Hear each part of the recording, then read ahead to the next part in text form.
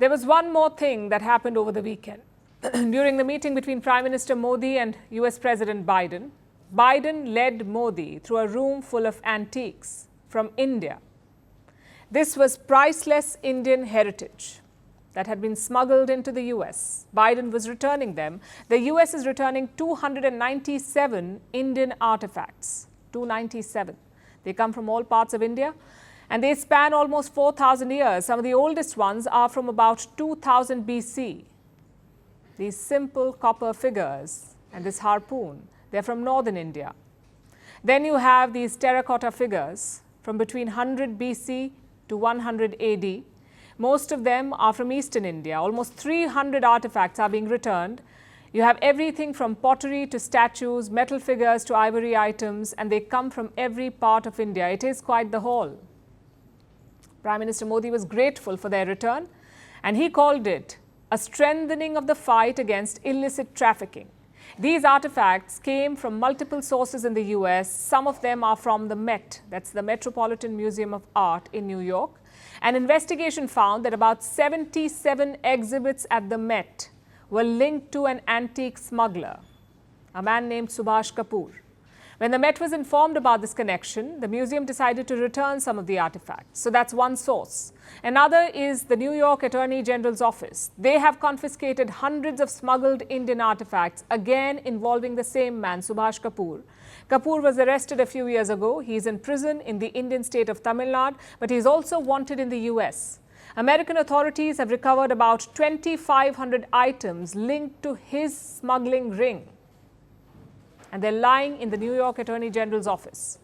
They periodically return some to India. New Delhi and Washington have been working together on this for years to try and stop the smuggling of Indian artifacts. A few months ago, the two countries also signed a pact called the Cultural Property Agreement. It simplifies the process of returning stolen goods, making their return easier.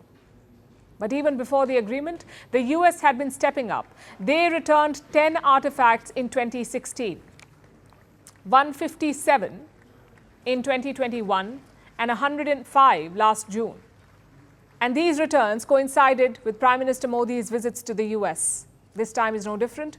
Overall, the US has returned 578 Indian artifacts since 2016, by far the most by any country. Over the last decade, India has recovered about 640 artifacts, 640 overall from all across the world. So the US has helped with about 90% of these recoveries. Then you have Australia, which returned about 40 Indian artifacts. And there's also Britain, which returned a whopping 16 artifacts. That's right, 16. On the one hand, you have the US returning close to 600 antiques. And then there's the UK doing everything it can to keep looted heritage. There's, of course, the British Museum, the most well-known hoard of stolen artifacts in the world. But that isn't the only stash of stolen Indian antiques. You also have other massive collections, like the hoard in the Powys Castle in Wales. These are things stolen by Robert Clive, the first British governor in India. So basically another famous antique smuggler. His family looted more than 1,000 artifacts from India. We know this. And we know where they're stashed. You would think that London would hang its head in shame and just give them back. But it's the British.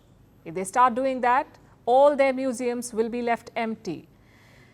For now, perhaps India should just be happy with the return of the latest American batch, and people should go and see these artifacts in museums or wherever they're displayed. If Indians show interest, it will build pressure.